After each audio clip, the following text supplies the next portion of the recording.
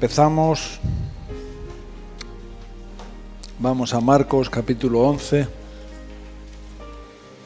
vamos a ir un poquito más por encima para poder tocar la mayor parte que podamos. Bueno, aquí llega este capítulo 11, que hemos dicho de la entrada triunfal en Jerusalén. Hemos visto en la transfiguración cómo Jesús les da un adelanto a los discípulos, se transfigura, de alguna manera es como si ellos pueden ver su gloria y entender de una manera más completa lo que significa cristianismo, lo que significa confiar en Dios, lo que significa tener una relación con Jesús, ¿no?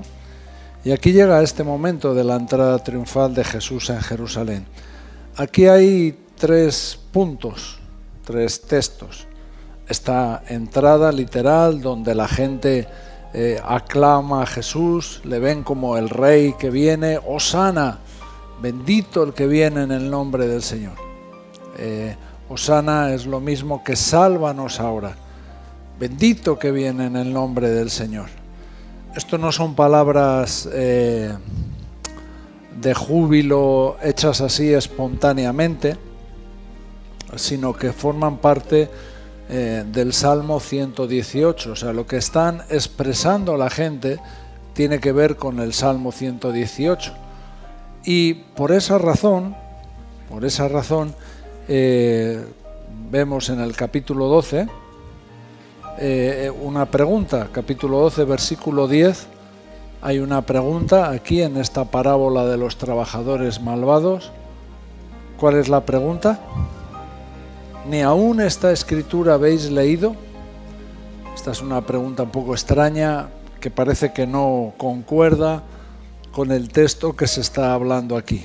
Llegaremos después. Pues la base de por qué Jesús hace esta pregunta tiene que ver con esto que la gente estaba hablando, con esto que la gente estaba gritando, Hosana, bendito el que viene en el nombre del Señor. Entonces, aquí hay un versículo o un texto que solamente viene en este Evangelio de Marcos, y es el versículo 11, que es una cosa como un poquito rara. Dice, entró Jesús en Jerusalén y en el templo, y habiendo mirado alrededor todas las cosas como ya anochecía, se fue a Betania con los 12. ¿Por qué es un poco extraño? Bueno, porque esto no lo dicen el resto de los evangelios. Este es un dato que solo lo tenemos aquí. El hecho de que Jesús hace su entrada triunfal en Jerusalén y ya de ahí nos dicen el resto de los evangelios que él no se queda en Jerusalén a dormir, sino que se va a Betania, ¿no? A dormir. Y ahí en el viaje a Betania y la vuelta, ahí ocurren otros 2 acontecimientos. Cuando Jesús se encuentra con la higuera y cuando vuelve al templo, la purificación del templo. Pero versículo 11, esto solamente nos lo dice aquí en Marcos. Jesús, antes de irse a Betania, cuando ya anochecía, dice que entra en el templo y mira a su alrededor y sale y se va. No nos dice en dónde pone su atención, no nos dice qué cosas está mirando, no nos dice qué es lo que le llama la atención. Lo que sí nos dice es qué es lo que hace al día siguiente nada más entrar. Al día siguiente, cuando Jesús vuelve de Betania nada más entrar, ¿qué hace? ¿Qué hace Jesús al día siguiente nada más entrar en el templo? Expulsa a los que cambian dinero, a los cambistas y a los que venden palomas. Bueno, los comentaristas unen estos 2 asuntos. Es como que Jesús ya tiene en su mente, él lo sabe, ¿no? Él ha visto ahí exactamente cómo está el corazón o qué es lo que está pasando en el templo, ¿no? ¿Cuál es lo que Jesús les dice cuando limpia a los del templo? Habéis convertido mi casa de oración en una cueva de ladrones. Entonces, cuando Jesús entra aquí por la noche, los comentaristas dicen que posiblemente lo que vio Jesús es el templo preparado y todo bien acondicionado, no tanto para lo que es el templo, para ser el centro de la vida espiritual de Israel, para ser el sitio donde comunicarse con Dios, donde relacionarse con Dios. No, estaba preparado para el negocio de cambiar dinero y de vender las palomas. ¿Por qué razón? Bueno, los sacerdotes habían determinado que las ofrendas solo se dieran en dinero hebreo. Entonces, como venían judíos de todas las naciones, estamos hablando de la Pascua. La Pascua es una de las 3 fiestas grandes de los judíos, y los judíos en cada una de estas 3 fiestas tienen que ir a Jerusalén. Ellos van a Jerusalén. Entonces aquí están judíos de todas las naciones alrededor y vienen con su dinero, con sus monedas con las que viven en Siria, en Egipto o donde sea. Pero los hebreos no aceptan y ponen una especie de oficina de cambio de dinero, ¿no? Y ya sabemos lo que hacen las oficinas de cambio de dinero. Cuando tú vas a cambiar dinero, ¿qué te dicen? Te dicen el cambio y te dicen, y la comisión es tanto. Cobran una comisión. Y es lo que hacían ellos. Cobraban una comisión a toda esta gente. Así que el cambio de dinero era un negocio rentable. Con las palomas pasaba lo mismo. La gente podía criar las palomas y traerlas como hizo José cuando Jesús era un niño, ¿no? Que venía con 2 palominos. Pero ellos también habían modificado esto y solo aceptaban animales que se pudieran comprar allí. Entonces habían montado un negocio alrededor de la vida espiritual. O sea que la religión era un negocio muy rentable para los fariseos. Las cosas de Dios era una movida económica y ellos lo tenían muy bien organizado, y eso es lo que Jesús sabía. Jesús conocía el corazón de los fariseos, ¿no?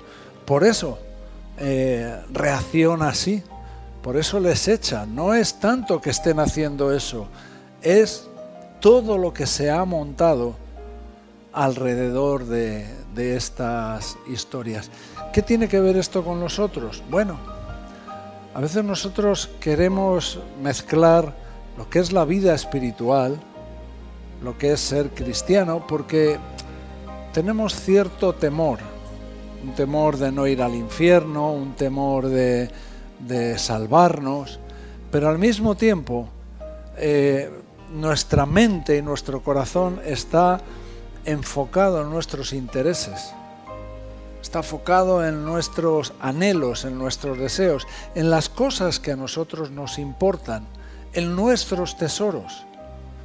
Hacemos planes no pensando en la voluntad de Dios, pensando en nuestros negocios o intereses o planes o cosas que nos convienen, ¿no? No miramos que aquello, o sea, de lo que se trataba era de agradecer a Dios. Era un momento, la Pascua, de agradecimiento por haberles librado de la esclavitud. Era un momento para recordar y ver el poder de Dios, de cómo Dios les había librado de la mano de los egipcios, cómo Dios se había manifestado vez tras vez, cómo la gloria de Dios y el poder de Dios se había mostrado a los judíos. Pero no, esas cosas quedaban en un segundo plano y por encima estaban los intereses. Y esto no es cuestión de ellos, esto nosotros hacemos igual. Estamos aquí a lo mejor y bueno, deberíamos de estar mirando cómo está nuestro corazón. Deberíamos de estar mirando qué es lo que Dios exige de mi vida. Pero a veces no está nuestra mente en estas cosas. Nuestra mente está en nuestros intereses, lo que yo voy a hacer, lo que yo tengo pensado que quiero hacer, cómo yo quiero llevar adelante mi vida. Por eso aquí hay este momento donde Jesús expulsa y les acusa de haber convertido en una cueva de ladrones la casa de oración. Así que de alguna manera Jesús está evidenciando el corazón de Israel, nuestros corazones. Está diciendo, mira cómo es tu corazón. Hemos visto la transfiguración, donde Jesús les está diciendo, quiero que veáis la gloria de Dios, quiero que participéis de la gloria de Dios, quiero que entendáis que hay una gloria que está reservada en los cielos. Pero aquí también Jesús no solamente les deja con una parte muy bonita de la película o de la historia o del futuro, sino que también les dice, pero aquí hay un problema, vuestro corazón. Y eso es lo que Jesús hace al limpiar el templo, ¿no? Está limpiando el templo como una especie de profecía, de palabra profética de a lo que Jesús ha venido. Jesús está en Jerusalén. Es el domingo por la noche. Quedan 4 días, 5 para que Jesús sea crucificado. Entonces Jesús es como está dando un mensaje a través de todos estos acontecimientos y les está diciendo, yo estoy aquí para morir por vosotros. Estoy aquí, he venido por mi propia voluntad. Él afirmó su rostro para ir a Jerusalén. Les dijo, yo tengo que ir a Jerusalén y ser entregado para morir en la cruz. ¿Por qué razón? Porque mira cómo está vuestro corazón. Y otra historia que se mezcla es la historia que nos cuenta de la higuera estéril. Cuando va a Betania y vuelve por la mañana, se encuentran una higuera.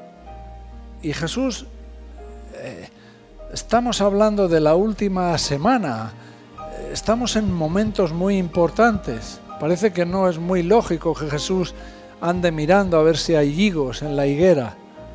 Pues Jesús sí, se para y mete la mano en una higuera frondosa, llena de hojas, y les dice, no hay fruto. ¿Por qué? Bueno, porque históricamente en el libro de Jeremías, capítulo 8, está comparándose a Israel con una higuera. La higuera representa a Israel.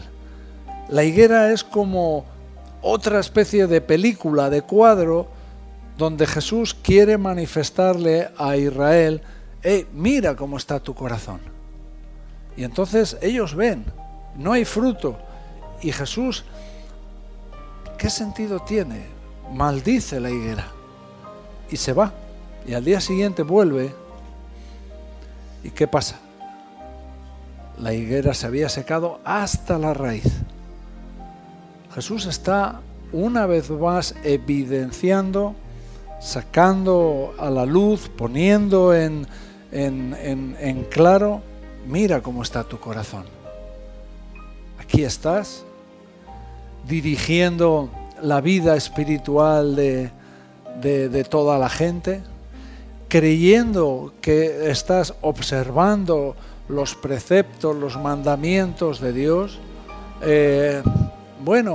viviendo una religiosidad, pero en realidad lo que eres es esto, una higuera sin fruto. Y aquí vemos una higuera que es maldecida, no por dar mal fruto, sino por no dar fruto. Entonces, automáticamente la mente tiene que apuntar hacia nosotros y decir, bueno, ¿cómo estoy viviendo yo? ¿Vivo por mis intereses? ¿Es el egoísmo lo que me mueve? ¿Qué es lo que pasa conmigo? Yo soy este tipo de higuera con mucha apariencia. Aquí llevas un montón de años y estás en las reuniones y cantas las canciones y de vez en cuando levantas oración y muchas cosas. Pero en realidad, cuando se trata de dar fruto, no hay fruto. ¿Cómo estamos nosotros? Es lo que constantemente hay que ir haciendo con todas estas historias. Todo esto no era un asunto que tenía que ver exclusivamente con los fariseos, los escribas, porque a partir del capítulo 11 Jesús tiene prácticamente un pleito constante con la alta jerarquía, con la alta sociedad de los judíos.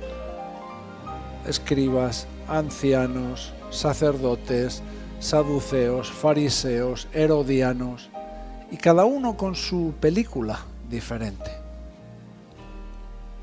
Incluso ayer hablábamos de un asunto, ¿no? Del tema de Abraham.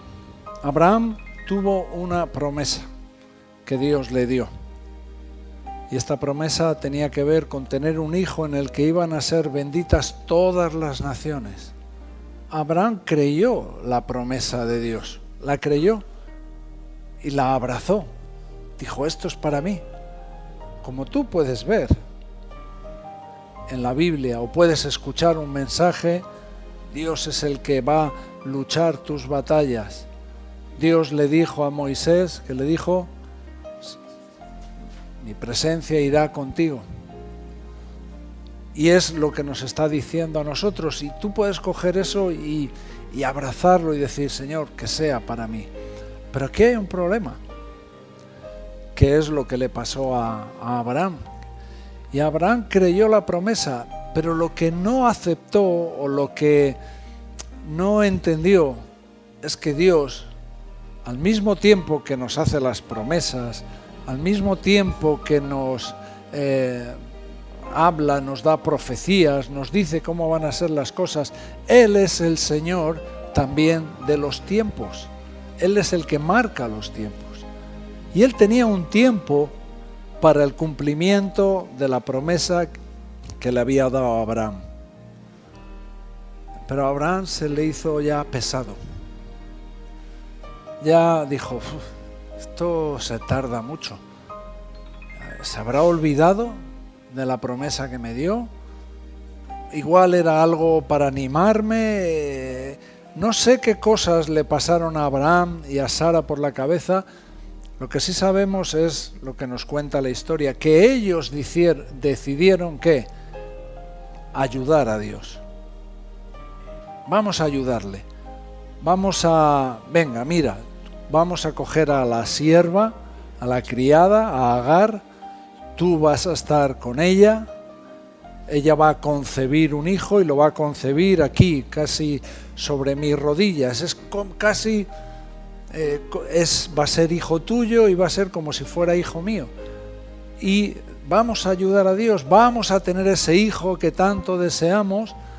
Lo que pasa es que en vez de esperar completamente en Dios, que a lo mejor eso es demasiado espiritual o queda para las historias que nos cuenta la Biblia, pero igual Dios está esperando que nosotros hagamos algo. Igual confiar en Dios en este momento no significa dejarlo todo en manos de Dios. Igual Dios está esperando que en este momento que hagamos algo y cambiamos la historia y al final ¿qué producimos? Un Ismael. Y Ismael no era el hijo de la promesa, el hijo de la promesa era Isaac. Pero ellos perdieron la paciencia, perdieron la confianza, decidieron que querían recibir el fruto de la promesa mucho antes. Y bueno, pues ahí pasó lo que pasó. Y fue un conflicto. Lo que provocaron fue un conflicto. Tuvo un conflicto entre Agar y Ismael con Sara, hasta el punto que Abraham tuvo que despedirles, que se fueran. Fíjate, Dios pudo hasta bendecir de alguna manera a Ismael y a Agar. Dios puede bendecir algo que hacemos nosotros. Pero cuando Dios ha dicho en algún asunto, yo me encargo, es mi lucha, es lo que yo voy a hacer, nuestra parte es confiar en Dios. O sea, no solamente en esto que estamos hablando, ¿no? De decir, bueno, yo quiero una vida espiritual, pero al mismo tiempo voy a ver mis intereses. Yo recibo las promesas de Dios, pero yo decido, o sea, yo quiero confiar en Dios, Dios es todopoderoso, pero yo voy a ayudar a Dios porque para que las cosas vengan antes de lo que, para no tener que estar esperando tanto, que es lo que le pasó a Abraham en este caso. Así que aquí vemos un conflicto y Dios se manifiesta y lo mismo que vemos una historia donde Jesús les hace participar de su gloria, aquí Jesús está expulsando, está diciéndoles, así está vuestro corazón, así está vuestro corazón. ¿Y qué solución le damos a esto? Bueno, versículo 20 del capítulo 11, versículo 20, capítulo 11, estamos en Marcos. Pasando por la mañana, vieron que la higuera se había secado desde las raíces. Entonces Pedro, acordándose, le dijo, Maestro, mira, la higuera que maldijiste se ha secado. Y aquí hay una cosa que hay que ver siempre clara, porque si tú sigues leyendo, parece que ahora Jesús se va a otro tema.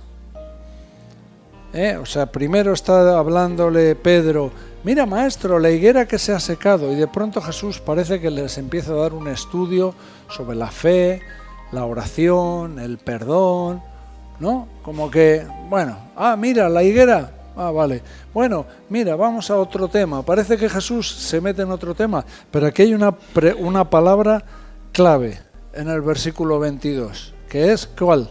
Respondiendo.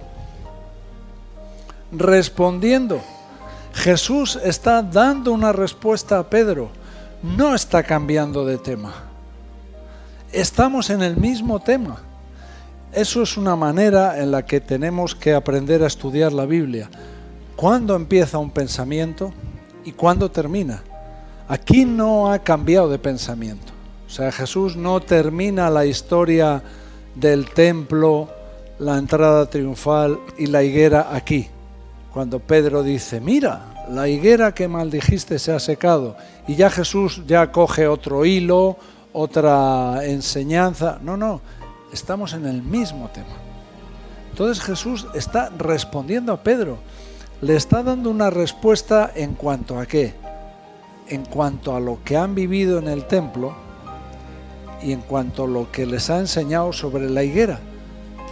Dicho de otra manera, Jesús está respondiendo a Pedro diciéndole, así está tu corazón.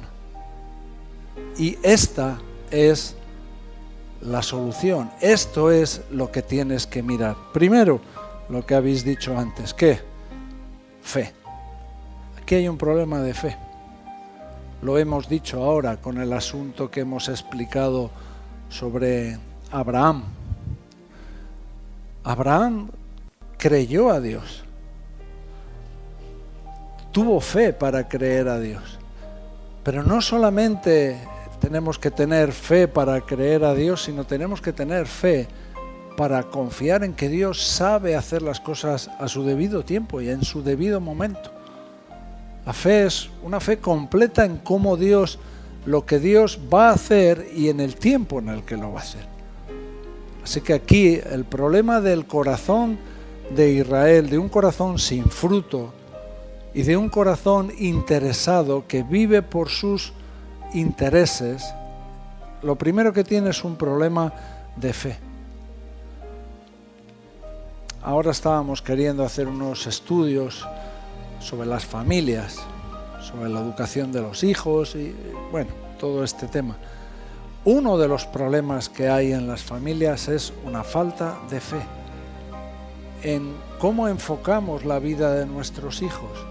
Dios está tan escaso, tan necesitado de ayuda. Él es todopoderoso, pero necesita un hombre cualificado. Bueno, Dios puede usar a un hombre cualificado y Dios puede usar a un hombre para nada cualificado. Aquí lo que Dios está buscando es un corazón arrepentido, un nuevo corazón, un nuevo nacimiento. Eso es lo que Dios está esperando. Y confiar en Dios es una palabra muy recurrente, ¿no? Oye, que no tenemos esto. Chico, no tiene fe, pues mira a ver, la usamos mucho, pero yo creo que no la entendemos bien, o no sabemos hasta dónde.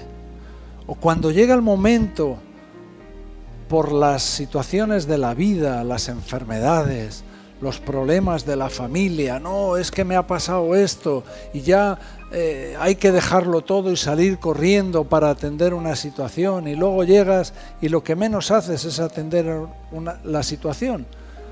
El problema es que no hemos tenido fe. La oración, que también le habla de la oración, versículo 24, por tanto os digo que todo lo que pidiereis orando, la oración tiene que ser una oración con fe. Así que aquí Jesús le está diciendo a Pedro, mira, vuestro corazón, hay un problema de fe. Examina un poco. Cuando venga el Hijo del Hombre, ¿hallará fe en la tierra? Bueno, tú tienes que preguntarte esto a ti. ¿Cómo va a estar tu vida? O sea, ¿va a haber una obra de fe funcionando? Y esto es un problema que no tenemos que mirar a la historia o mirar a los fariseos, es mirarnos al espejo. Este es un problema que tenemos que enfocarlo ya cuando nos miramos al espejo y preguntárselo. ¿Cómo está mi corazón en cuanto a la fe? Segundo, la segunda cosa que le dice, por lo tanto, todo lo que pidiereis orando, creer que lo recibiréis y os vendrá. La oración es otro problema que hay en la iglesia, es otro problema que tenían ellos. Bueno, su vida estaba formada en torno y giraba en torno a los intereses, y ahí obtenían todas aquellas cosas que necesitaban. Su mente y su corazón no estaban pensando en las necesidades de las personas. Por eso Jesús tenía que tratar con ellos constantemente sobre quién es tu prójimo. Amar al prójimo. Por eso Jesús trató este asunto constantemente. Porque un cristiano tiene que estar mirando las necesidades de su alrededor, no las suyas propias constantemente. Es fe. Para nuestros problemas tenemos que tener fe, confiar. Dios da vestido y da de comer a los pájaros del campo, ¿no lo va a hacer con nosotros? Bueno, oración, orar sin cesar. Habéis convertido mi casa de oración en una cueva de ladrones. O sea, el motor, la bomba, el corazón de Israel no era los milagros, los sermones que se predicaban, no eran las batallas, no era la historia. El motor, el corazón de Israel era una casa de oración. ¿Cuál es nuestro motor? ¿Cuál es nuestro corazón? ¿Cuál es la cosa que nos empuja, que nos lleva hacia adelante? Si nuestro corazón no es una casa de oración, aquí hay dos opciones. Habéis convertido esto en esto. No hay.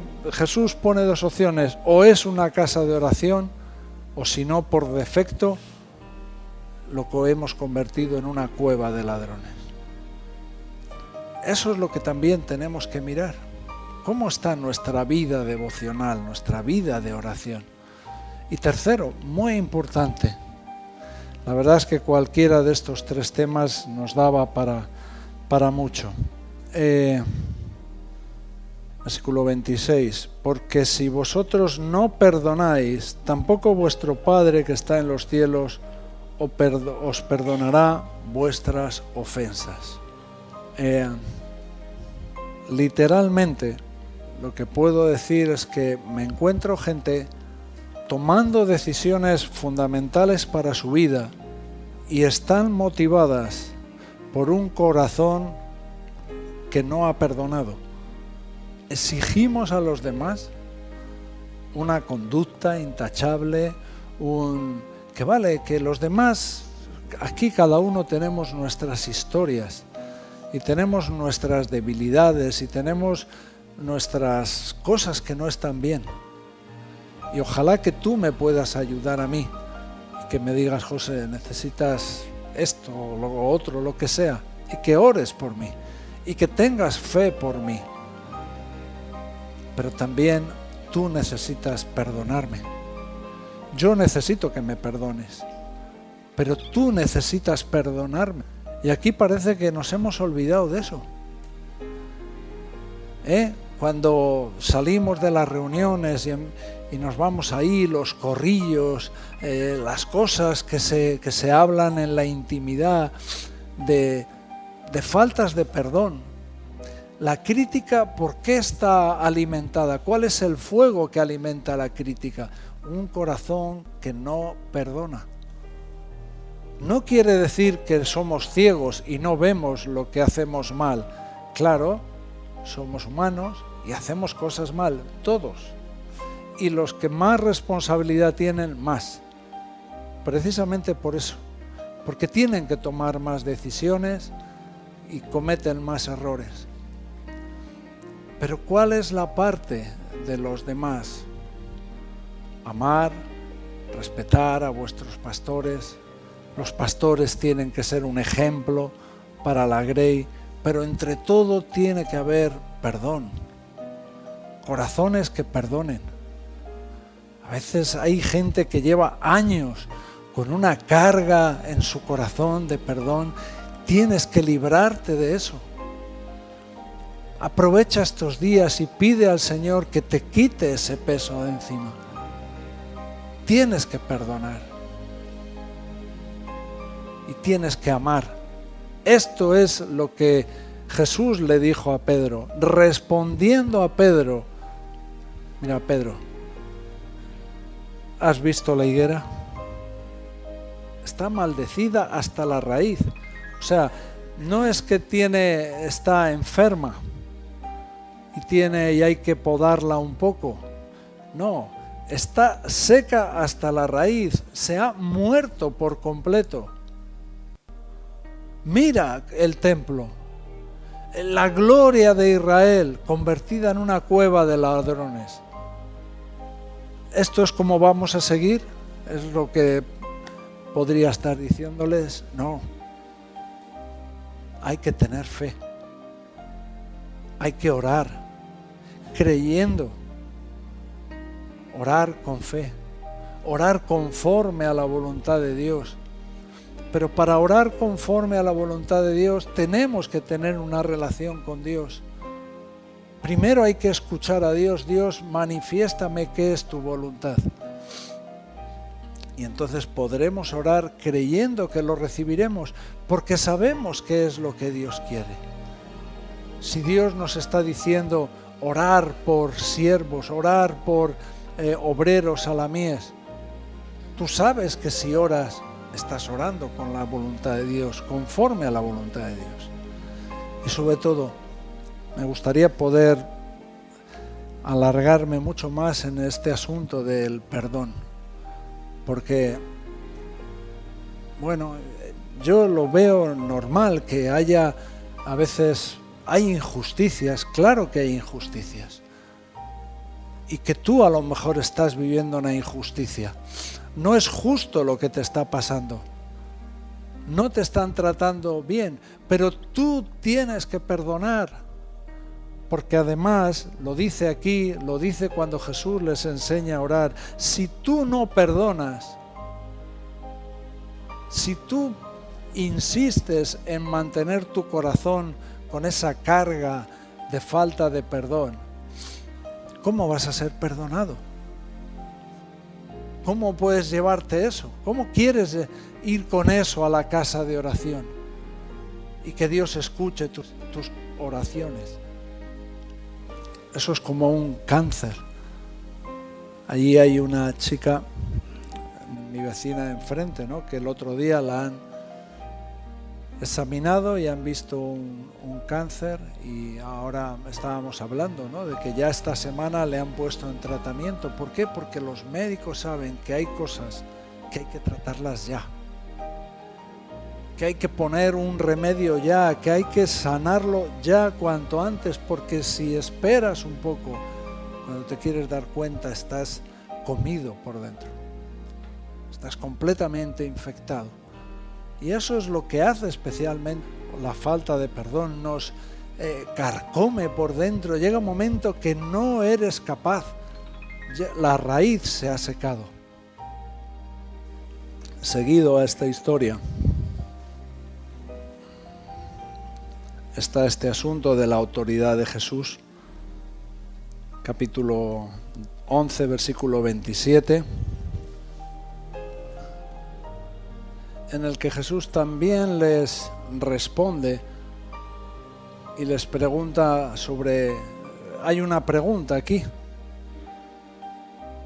La pregunta es, claro, ellos han visto a Jesús que viene y expulsa a esta gente, a los cambistas. Entonces ahí vienen, ¿quién? Los dueños de los negocios. Y vienen aquí a decirle, oye, ¿tú quién eres? ¿Con qué autoridad haces tú estas cosas? Versículo 27, volvieron entonces a Jerusalén, andando él por el templo. Vinieron a él, ¿quién? Los principales sacerdotes, los escribas y los ancianos, la gente de la alta sociedad, los dueños de las oficinas de cambio, de los puestos de vender palomas. ¿Con qué autoridad? ¿Quién te ha dado la autoridad a ti para hacer estas cosas? ¿Cómo nos afecta este asunto de la autoridad? Mira, si aquí no hubiera habido estos intereses, estos negocios, nadie se hubiera molestado. No era un problema de que Jesús entrara en el templo y hubiera dicho, ¿qué estáis haciendo? Y se hubiera allí puesto a dar voces. Ese no era el problema. El problema, ¿qué era? Que la máquina de producir dinero había dejado de funcionar. Les había echado al chiringuito fuera. Oye, que este nos ha dejado el negocio. El problema para nosotros es cuando nos tocan nuestros intereses. Otras cosas nos dan igual. Nos dan igual cosas que puedan decir, pero especialmente somos sensibles o reaccionamos o nos molesta o nos mosqueamos cuando ¿qué? Cuando el asunto que nos toca es nuestros intereses, aquellas cosas que son un tesoro para nosotros. Puede ser cualquier cosa, pueden ser planes que nos hacemos para el futuro, puede ser un trabajo. Este es un asunto importante. Y entonces, ¿qué es lo que pasa? Aquí tienen un pleito ellos, porque Jesús les dice, mira, os voy a hacer una pregunta. ¿El bautismo de Juan era del cielo o de los hombres? ¿De qué hablaba el bautismo de Juan? Juan hablaba de Cristo. Él había venido a preparar el camino. Él es el que apuntó y dijo: he ahí el Cordero de Dios que quita el pecado del mundo. Así que si ellos decían que el bautismo de Juan era del cielo, estaban aprobando a Jesús.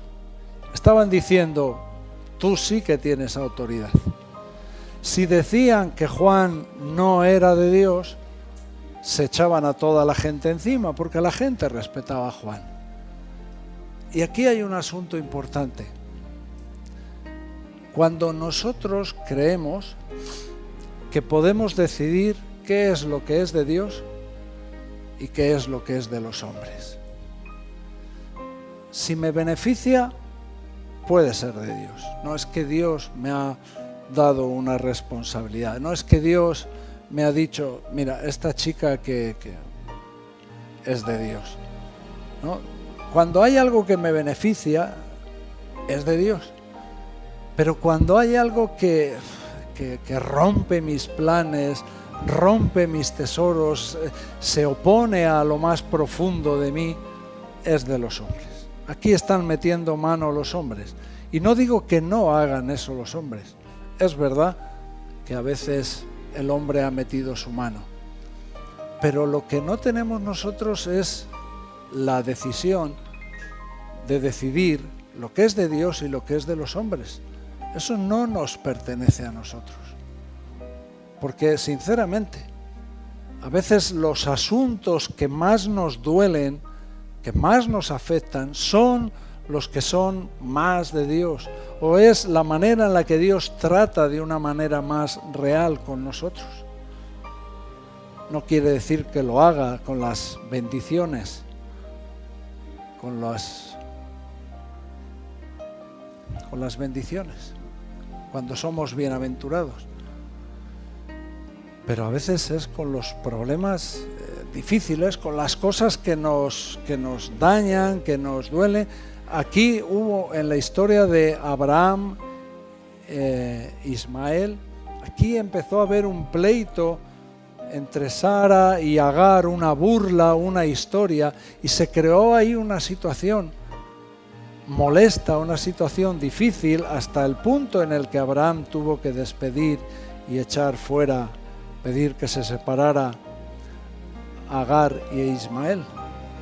¿Por qué? Bueno, de alguna manera lo que nos está enseñando esa historia es que Dios trata las cuestiones donde nosotros hemos metido la mano, pero a veces lo tiene que tratar con situaciones que no nos agradan, que nos desagradan.